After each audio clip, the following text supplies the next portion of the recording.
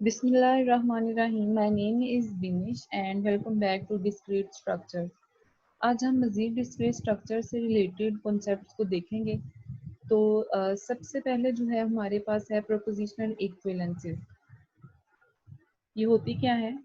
जिस तरह आपके पास मैथ्स में इक्वेशंस होती हैं जिनको आप प्रूव करते हो, left hand side is equals to right hand side, इसी तरह ये जो प्रेपोजिशनल लॉजिक है इसमें भी आपके पास प्रपोजिशंस होती हैं जिनको आप इक्विवेलेंट सॉल्व करते हो, प्रूव करते हो। हम इस तरह से क्यों करते हैं?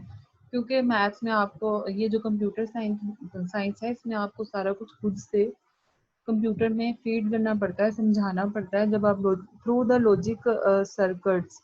तो हम ये इक्विवेलेंसेस क्यों यूज करते हैं? आपके जो सर्किट्स हैं, आपकी जो वर्किंग है उसको स्पीड अप करने के लिए शॉर्टकट्स हम यूज करते हैं। क्योंकि अब हमने अगर एक प्रपोजिशन को सॉल्व कर लिया, उसका आंसर आपके पास पड़ा है और कंप्यूटर ने लर्न कर लिया है, उसके इक्विवेलेंट कोई प्रपोजिशन आती है जिसका सेम वही आंसर है, तो हम उसको बजाय के दोबारा सॉल्व करें, हम वो जो सॉल्व हुई है उसी के रिजल्ट को यूज करते हुए अपने सर्किट में यूज कर लेते हैं। ठीक है, we replace a statement with another statement with the same truth value. दो तरीके हैं, हम ट्रूथ टेबल के थ्रू भी आप इसको प्रूव कर सकते हो। लास्ट लेक्चर में आपने ट्रूथ टेबल बनाना सीखा था, किस तरह से उनकी वैल्यूज जो है वो ट्रू और फॉल्स निकलती हैं। और दूसरा क्या है, आपके पास कुछ रूल्स आएंगे, उनके थ्रू कर सकते हो। दोनों हम देखेंगे डिटेल से। लिखा हुआ है इसको यूज क्यों किया जाता है? फॉर एफिशिएंसी और स्पीड अप और implementation purpose such as circuit designing. ठीक है, तो एफिशिएंसी को अचीव करने के लिए हम प्रपोजिशनल इक्विवेलेंसेस का यूज करते हैं। हम देखते हैं टोटोलॉजी और कॉन्ट्राडिक्शन क्या होती है।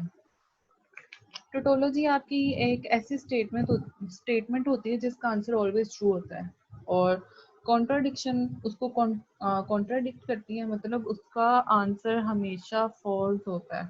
ठीक है, एग्जांपल है टोटोलॉजी की। मेरे पास पी है, निगेशन ऑफ पी है, then P and negation of P को हम टोटोलॉजी से डिनोट करेंगे। कॉन्ट्राडिक्शन क्या है? पी एंड पी और निगेशन पी को हम टोटोलॉजी कहते हैं, और P and negation of P को हम क्या कहते हैं? कॉन्ट्राडिक्शन। कॉन्ट्राडिक्शन का आंसर हमेशा फॉल्स होता है। एक स्टेटमेंट की निगेशन को हम उसके साथ ही जब एंड करेंगे तो उसका आंसर ऑलवेज फॉल्स आएगा। ठीक है, जब एक प्रपोजिशन है उसको उसकी निगेशन को हम और करेंगे उसके साथ, उसका आंसर ऑलवेज ट्रू आएगा, क्योंकि उनमें से हमेशा एक वैल्यू जो है वो आपकी ट्रू होगी। Because if it's true then the negation of P will be false, and when we combine it with the help of or operator, the answer will always be true. तो आपने दो बातें याद रखनी है कि टोटोलॉजी में एक ऐसी स्टेटमेंट होती है जिसमें आपका आंसर हमेशा ट्रू होता है, और कॉन्ट्राडिक्शन आपकी एक ऐसी स्टेटमेंट होती है जिसमें हमेशा आंसर क्या होता है? फॉल्स होता है। होता है कि ये क्या है, टोटोलॉजी में आप और ऑपरेटर को यूज करते हो with the negation of that proposition, और जो आपकी कॉन्ट्राडिक्शन है उसमें आप एंड ऑपरेटर को यूज करते हो with the negation of given proposition. यहाँ पे हमने लिखा भी हुआ है कि tautology always true and contradiction always false. Contingency कुछ स्टेटमेंट्स होते हैं जो ना तो टोटोलॉजी होती है नॉर कॉन्ट्राडिक्शन होती। अभी जो हमारा फोकस है वो टोटोलॉजी और कॉन्ट्राडिक्शन पे है। नेक्स्ट स्लाइड है मेरे पास, लॉजिकल इक्विवेलेंस। इसको हम इस सिंबल से डोनेट करते हैं। ये जो P इज इक्विवेलेंट, ये जो ट्रिपल लाइनें आपको नजर आ रही हैं, इसको भी इक्विवेलेंट के सिंबल के तौर पर यूज किया जाता है। P is equivalent to Q, P and Q, इस तरह से इसको रीड करते हैं। The compound propositions P and Q are logically equivalent if P, if and only if Q is a tautology. क्या मतलब है इसका? P एंड Q जो है इनका आंसर ट्रू होना चाहिए, because if these are tautologies, then these will be logically equivalent to each other. हम किस तरह से इनको करेंगे? हम ट्रूथ टेबल के थ्रू इनकी वैल्यूज को डिटरमिन करेंगे। कि इनकी वैल्यूज इक्वल आती हैं कि नहीं। Can use truth table to determine whether two propositions are equivalent और नॉट। तो जो प्रैक्टिस है आपकी वो यही है कि सबसे पहले ट्रुथ टेबल बनाएं, कॉन्सेप्ट को जहन में पक्का करें, उसके बाद हम नेक्स्ट कॉम्प्लेक्सिटी लेवल पर जाएंगे और इनको फिर इन्फेरेंस रूल्स के थ्रू हम क्या करेंगे, प्रूव करेंगे। ये आपकी एग्जांपल है। इस तरह से क्वेश्चंस आपको आएंगे। निगेशन ऑफ पी और Q and negation of P and negation of Q are equivalent. ये दो स्टेटमेंट्स हैं, this one statement and this is another statement। हमने क्या करना है, प्रूफ करना है कि ये इक्विवेलेंट है। तो हम क्या करेंगे, इनके ट्रूथ टेबल डिजाइन कर लेंगे। लास्ट लेक्चर में हमने ट्रूथ टेबल बनाना सीखे थे, तो उसी तरह से P एंड Q की सारी पॉसिबल जो वैल्यूज हैं वो लिख लेंगे ट्रू और फॉल्स की फॉर्म में। फिर जो जो यहाँ पे यूज हुई है आपकी आपके जो जो लॉजिकल ऑपरेटर्स यूज हुए हैं उनको उनके प्रेसिडेंस के अकॉर्डिंग भी हम लिख सकते हैं ट्रुथ टेबल में, या वैसे भी लिख सकते हैं। तो पी और क्यू यहाँ पे हमने फाइंड करना है, हमने पी और क्यू की एक कॉलम बना लेना है। फिर हमने निगेशन ऑफ पी और क्यू लेनी है, तो उसका एक कॉलम बना लेंगे। Then negation of P and negation of Q for the another statement जिसको हमने इसके इक्विवेलेंट शो करना है। ठीक है, तो P और Q की आपके पास वैल्यूज आ जाएंगी इस तरह से इस कॉलम में। फिर आप इसको निगेट कर दोगे तो ये आपके पास एक कॉलम आएगा। ठीक है, ये इक्विवेलेंट होना चाहिए negation of P and negation of Q के। निगेशन ऑफ P आपने इस कॉलम में फाइंड कर ली, निगेशन ऑफ Q आपने इस कॉलम में फाइंड कर ली। देन आपने दोनों को एंड किए हैं। एंड में क्या होता है, आंसर तब ट्रू होता है जब जितनी भी इन्वॉल्व प्रपोजिशंस हैं उनका आंसर ट्रू हो। तो अब आपने इस वाले कॉलम को इस वाले कॉलम के साथ मैच करना है। इन दोनों के आंसर्स क्या हैं, सेम है। तो हम कह देंगे कि ये दोनों हैं, दोनों एक दूसरे के इक्विवेलेंट हैं, इक्वल हैं। ओके, देन मैंने एक फर्दर एग्जांपल सॉल्व की हुई है। P implies Q is equivalent to negation of P और Q। ठीक है, तो उसी तरह से हम ट्रुथ टेबल डिजाइन करेंगे। P की वैल्यूज, Q की values, P implies Q। P implies Q कब फॉल्स होता है, जब P की वैल्यू ट्रू हो। अदरवाइज सारे सिनेरियोज में इसका आंसर मेरे पास ट्रू आता है। ठीक है, जब P की वैल्यू ट्रू हो तब इसका आंसर फॉल्स आता है। ये हमने लास्ट लेक्चर में डिस्कस किया था। फिर हमने क्या करना है, निगेशन ऑफ P और Q फाइंड करनी है। बेसिकली यहाँ पे आप निगेशन ऑफ P का अलग से भी कॉलम बना सकते हो। तो इसका आंसर मेरे पास क्या है, ये इसका आंसर और इसका आंसर सेम है। So we can say that these are equivalent. ठीक है, सबसे आसान तरीका है, आप ट्रुथ टेबल बनाओ, वैल्यूज पुट करो, आपको फौरन से पता चल जाएगा कि आपकी जो गिवन स्टेटमेंट्स हैं वो इक्विवेलेंट हैं कि नहीं है। ये फर्दर एग्जांपल्स हैं आपकी प्रैक्टिस के लिए, आप इनको सॉल्व कर सकते हो। यहाँ पे इनके ट्रुथ टेबल्स भी डिजाइन किए हुए हैं हमने। ये P एंड Q निकाल लिया है, P और P एंड Q, P और Q, P और R, P और Q एंड P और R। तो ये एक स्टेटमेंट है हमारे पास। P और Q एंड R, इसको हमने प्रूव करना है कि P और Q एंड P और R ये इसके इक्विवेलेंट है। तो उसी तरह से हमने P Q R लिख लिया। तो अब मेरे पास नंबर ऑफ इनपुट्स क्या है, 3। तो इनके पॉसिबल इनपुट कॉम्बिनेशन क्या बनेंगे, 9, 8 बनेंगे। ठीक है, 1 2 3 4 5 6 7 8। जिस तरह हमने 2 नंबर ऑफ इनपुट से सॉल्व किया था, उसी तरह से हमने 3 नंबर ऑफ इनपुट से भी सॉल्व करना है। सेम वही कॉन्सेप्ट है। Q and R, Q and R इनको मैंने सॉल्व किया। इसका आंसर ट्रू कब होगा, जब दोनों ट्रू होंगी। ये दोनों ट्रू है, से ये ट्रू है। अब ये दोनों ट्रू हैं तो यहाँ पे ट्रू आ जाएगा, बाकी सब सिनेरियोज में आंसर क्या है इसका, false. P and Q and R, Q and R की हमने वैल्यू पहले फाइंड कर ली हुई है। अब इस कॉलम की वैल्यू को हमने एंड करना है with the value of this P। True true, the answer will be true.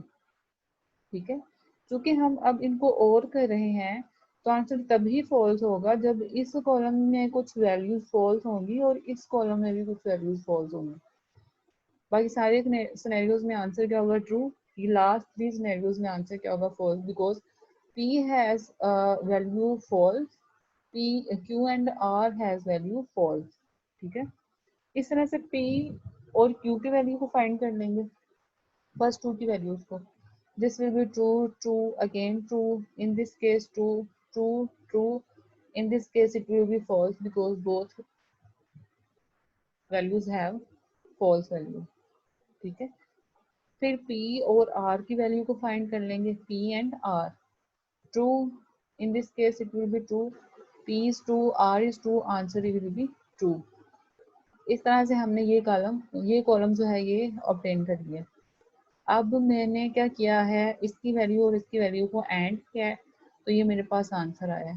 तो अब मैंने देखना है कि ये आंसर और आपका ये आंसर क्या ये दोनों एक दूसरे के इक्विवेलेंट है? True, true, again true, true, true, true, again false, false, false. तो इनके ट्रूथ टेबल्स की वैल्यू क्या आई है? सेम आई है, लिहाजा हम कहेंगे कि ये दोनों एक दूसरे के इक्विवेलेंट है। नेक्स्ट है मेरे पास डी मॉर्गन्स लॉ। ये आप लोग इससे बहुत फेमिलियर हैं, या आप सेट्स में भी पढ़ते हो, आगे हम सेट थ्योरी पढ़ेंगे तब भी हम इनको पढ़ेंगे। तो ये डी मॉर्गन्स लॉ है। negation of P and Q is equivalent to negation of P और negation of Q, दो है। दूसरा क्या है? negation of P और Q is equivalent to negation of P and negation of Q। basically or is negation of and is negation of or।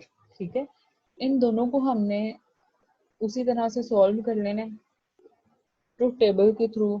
आप check कर सकते हैं, इनकी वैल्यू सेम आएगी। ये जनरल फॉर्म है। अगर मेरे पास n नंबर ऑफ प्रीपोजिशंस हों तो ये इस तरह से हम राइट करेंगे, negation of p of 1 और p of 2 up to p of n, it will be equivalent to negation of p and negation of p2 and negation of and up to so on negation of p of n। इसी तरह से negation of p1 and p2 up to pn will be equivalent to negation of p1 और negation of p2 up to negation of pn। ये हमारे पास general form है।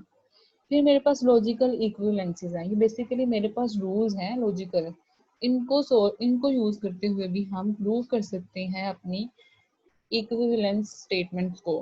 ठीक है, तो ये मेरे पास आइडेंटिटी रूल है, domination law, idempotent law, double negation law. अच्छा, डबल निगेशन लॉ बहुत इंपॉर्टेंट है और बहुत इजी है।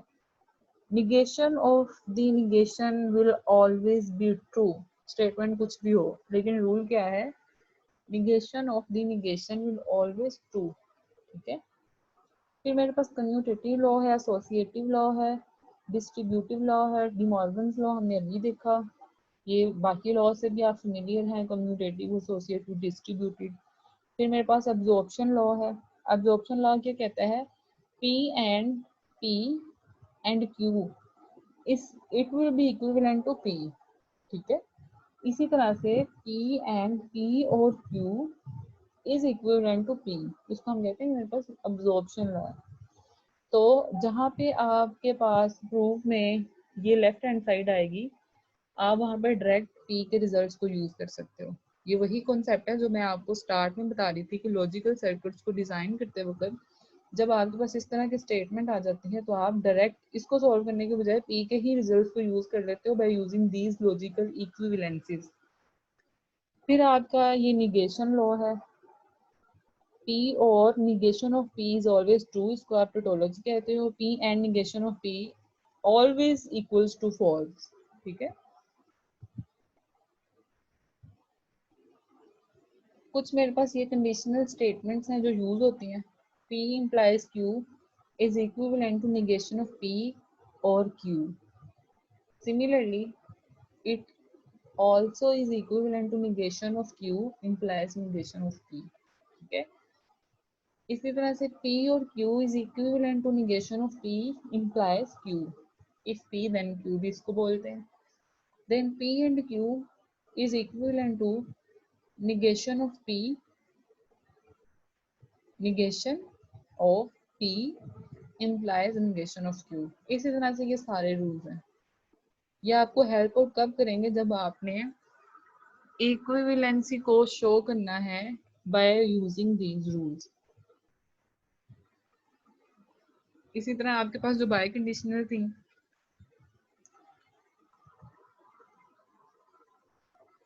आपकी ये जो इफ एंड ओनली इफ वाली है, ये इक्विवेलेंट होती है P implies Q and Q implies P। We can say that P if and only if Q is equivalent to negation of P if and only if negation of Q। ठीक है, इसी तरह से it is equivalent to P and Q or negation of P and negation of Q। Similarly, negation of P if and only if Q is equivalent to P if and only if negation of Q। तो अब आपने देखा है कि P if and only if Q जो है ये इन तीन स्टेटमेंट्स के इक्विवेलेंट होती है। ठीक है, तो जब कहीं भी आपने इस, अगर आपने लेट्स सपोज इसका आंसर अपने पास रखा हुआ है, ठीक है, और आपको इसको प्रूव करने के लिए कहा जाता है, तो आप इसको इसके इक्विवेलेंट रख के इसके आंसर को यूज कर सकते हो। ठीक है, किस तरह से हम कंस्ट्रक्ट करते हैं न्यू लॉजिकल इक्विवेलेंसीज को। अब यहाँ पे हमने क्या किया हुआ है, रूल्स को यूज करते हुए इनको प्रूव किया हुआ है। Show negation of P implies Q is equivalent to P and negation of Q। तो लेफ्ट हैंड साइड से हम स्टार्ट करेंगे। इसको मैंने क्या किया है, by using this rule negation of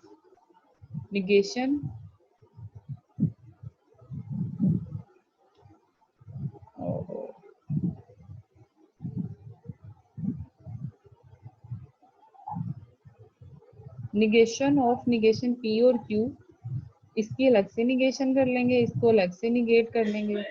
तो negation of negation is always true, यहाँ पे P आ जाएगा। एंड जब निगेशन अप्लाई होती है और पे, तो वो एंड में कन्वर्ट हो जाती है। ठीक है, ये मैं आपको पीछे भी बता के रही हूँ। P and negation of Q, it is the right side of the statement।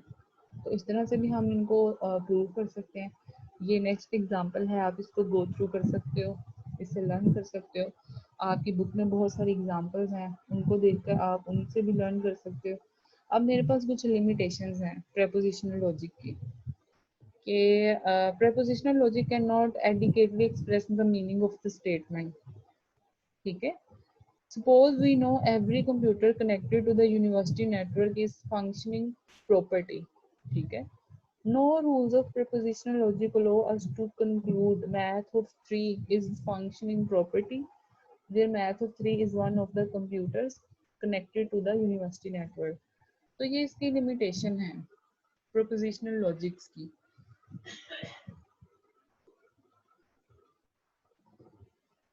ये उसी तरह से मेरे पास एग्जांपल है। देन मेरे पास आ जाते हैं प्रीडिकेट एंड क्वांटिफायर्स। ये मजे की चीज है। प्रीडिकेट में हम प्रिडिक्शंस कर रहे होते हैं और क्वांटिफायर्स होते हैं यूनिवर्सल क्वांटिफायर। ये हम नेक्स्ट स्लाइड्स में देखते हैं। ये हम क्यों यूज करते हैं, it can be use to express the. अच्छा, जो आपकी प्रोपोजिशनल लॉजिक है उसमें एक लिमिटेशन ये भी है कि आपको आपकी डोमेन का नहीं पता होता, इसलिए अगर ये एग्जैक्ट आंसर निकालना मुश्किल होता है। आपको जनरल रूल्स को ही यूज करते हुए चीज़ों को डिफाइन करना होता है, प्रूफ करना होता है। लेकिन ये प्रीडिकेट एंड क्वांटिफायर्स हैं, ये आपको हेल्प आउट करेंगे प्रोपोजिशनल लॉजिक को अच्छे और डिफाइन तरीके से सॉल्व करने के लिए। Predicate and quantifiers can be used to express the meaning of a wide range of statements. It allows us to reason and explore the relationship between objects. Predicate क्या होगी? For example, the statement involving variables x greater than 3। हमने इसको क्या करना है, true और false या x की वैल्यू फाइंड करनी है। इसी तरह से x equals to y plus 3, x plus 5 equals to z। Computer X is under attack by an intruder। Computer X is a functioning property। These are the predicates। इसमें हम prediction कर रहे होते हैं for certain given values of variable।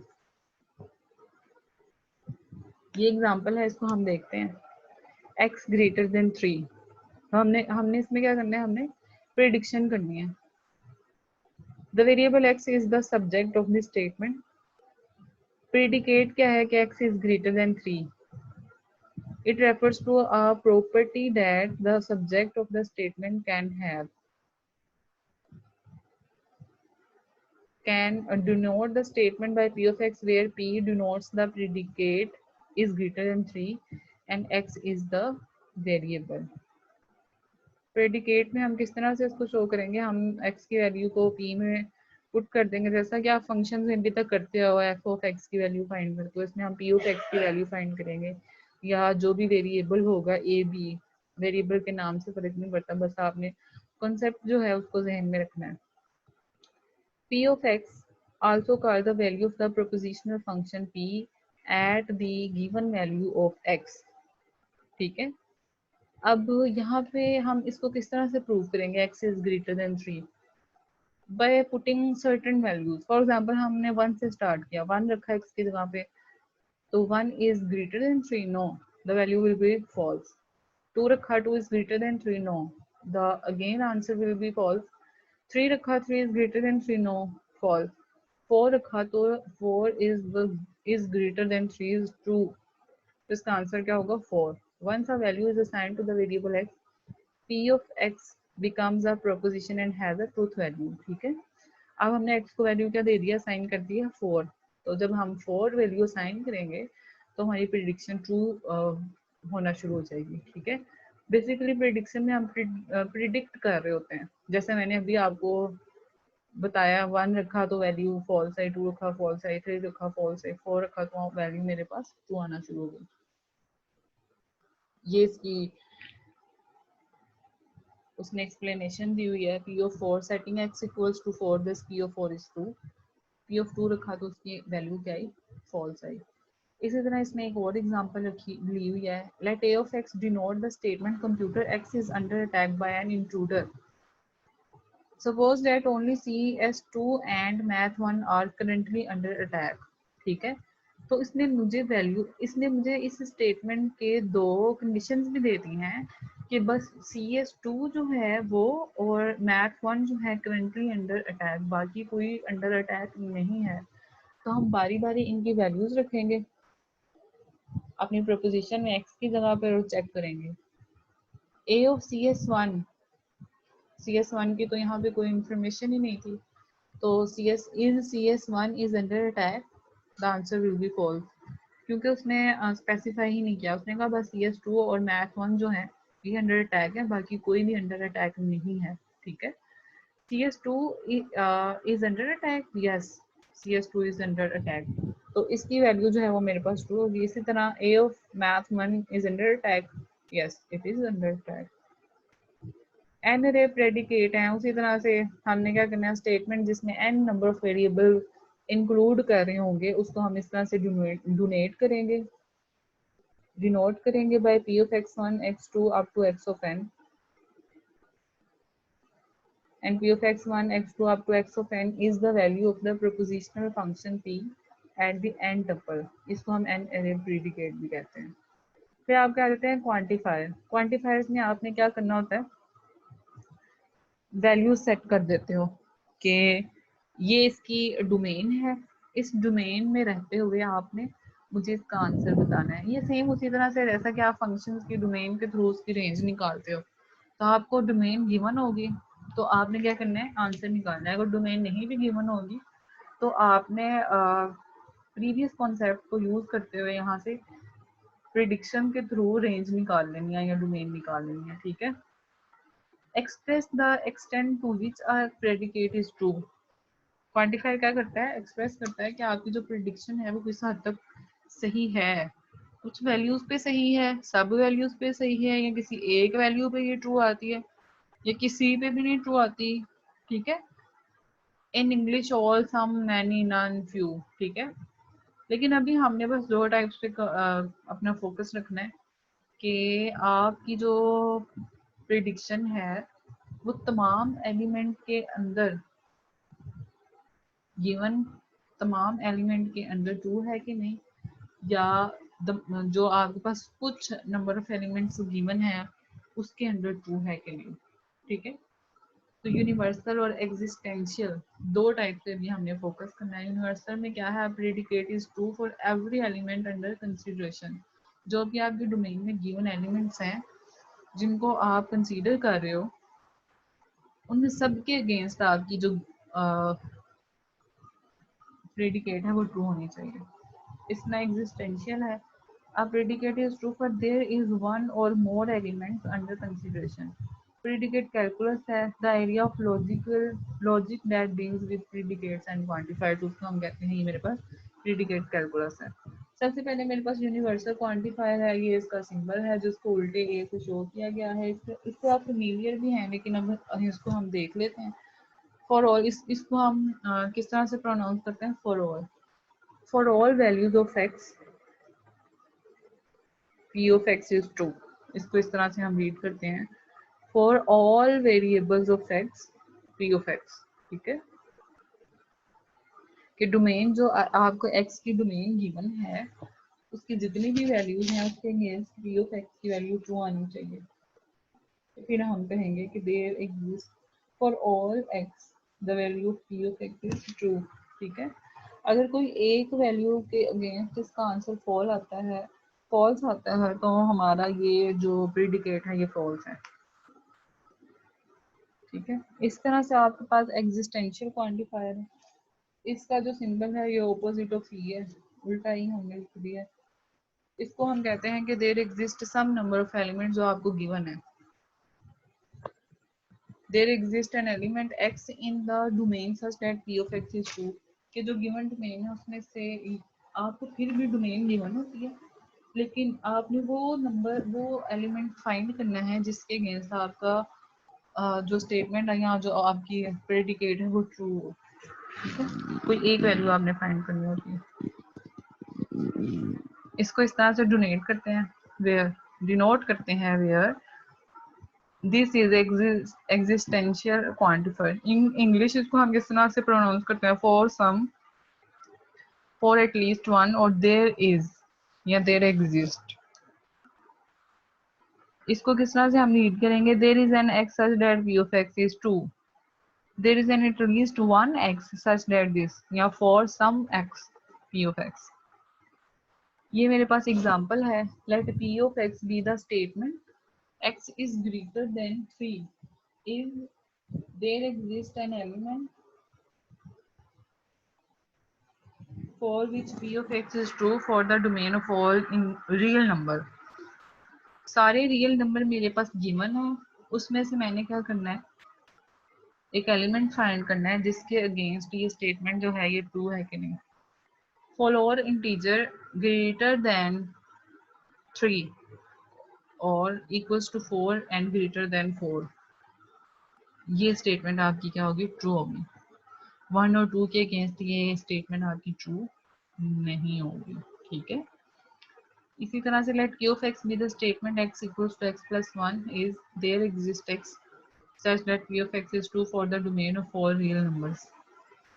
For all real numbers ये statement true होगी। आप zero से वैल्यू पुट करना स्टार्ट करो, 0 इक्वल्स टू 0 प्लस 1, हाँ 0 के अगेंस्ट ये फॉल्स होगी,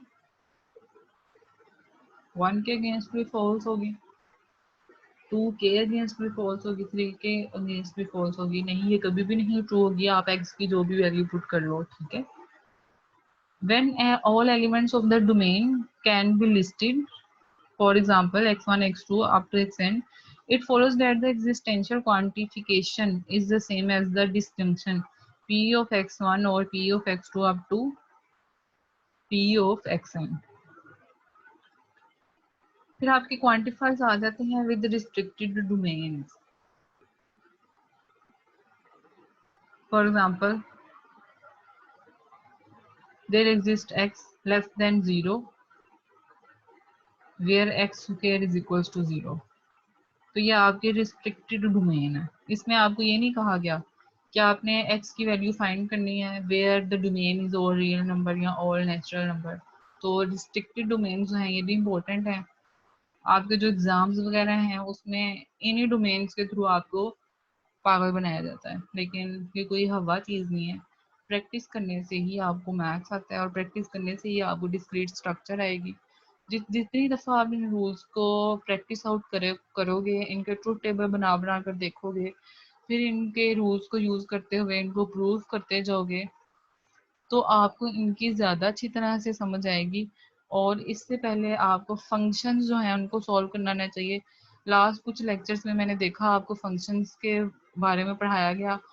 फंक्शंस क्या होते हैं, उनकी टाइप्स क्या होती हैं। उम्मीद है मुझे आपको फंक्शंस में अच्छी ग्रिप है, इसलिए आपको ये बातें भी समझ आ रही होंगी। इन चीज़ों से बिल्कुल बोर नहीं होना, घबराना नहीं है। थोड़ा-सा ऐसा लगता है कि बोरिंग सब्जेक्ट है या आउट ऑफ रीच हो गया, लेकिन ऐसा कुछ भी नहीं है।